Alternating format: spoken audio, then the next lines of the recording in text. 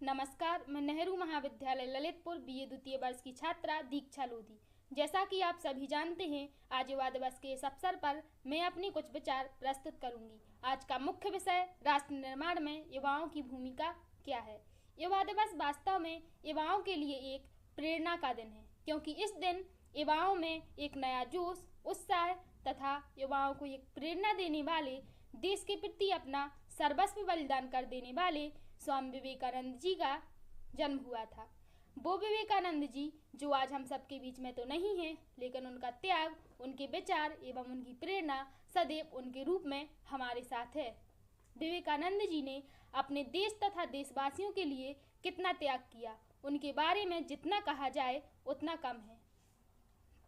वास्तव में युवाओं को स्वामी विवेकानंद जी से प्रेरणा लेकर अपने देश तथा देशवासियों की रक्षा के लिए सदैव प्रगतिशील रहते हुए कार्य करना चाहिए, क्योंकि हमारे सैनिक सरहद पर रहकर कितनी कठिनाइयों का सामना करते हुए अपने देशवासियों की रक्षा के लिए दिन रात सरहद पर डटे रहते हैं। हम अपने सैनिकों के कर्ज को तो नहीं चुका सकते, लेकिन उनके कार्यों से प्रेरणा लेकर अपने देश तथा देशवासियों के प्रति सदैव प्रगतिशील रहते हुए कार्य जरूर कर सकते हैं।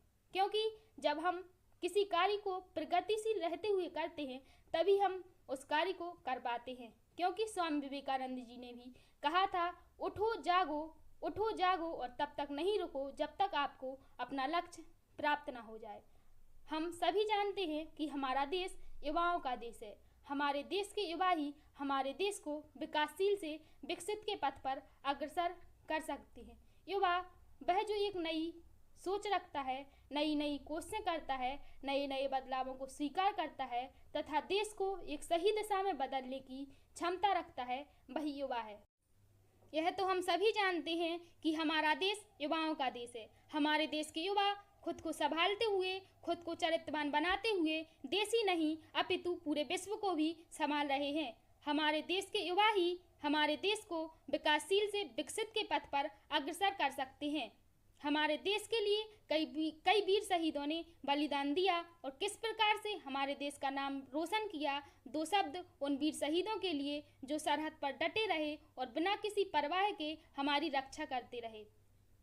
शहीद हुआ था जब तू तेरी माँ कैसे सोई होगी, पत्नी ही नहीं बहन भी रातों को छुपकर रोई होगी, पत्नी ही नहीं बहन भी रातों को छुपकर रोई होगी। गौरैया सी बच्ची पर उन्हें क्यों न तरस आई, तुझे लगने वाली गोली भी बेचैन जरूर हुई होगी।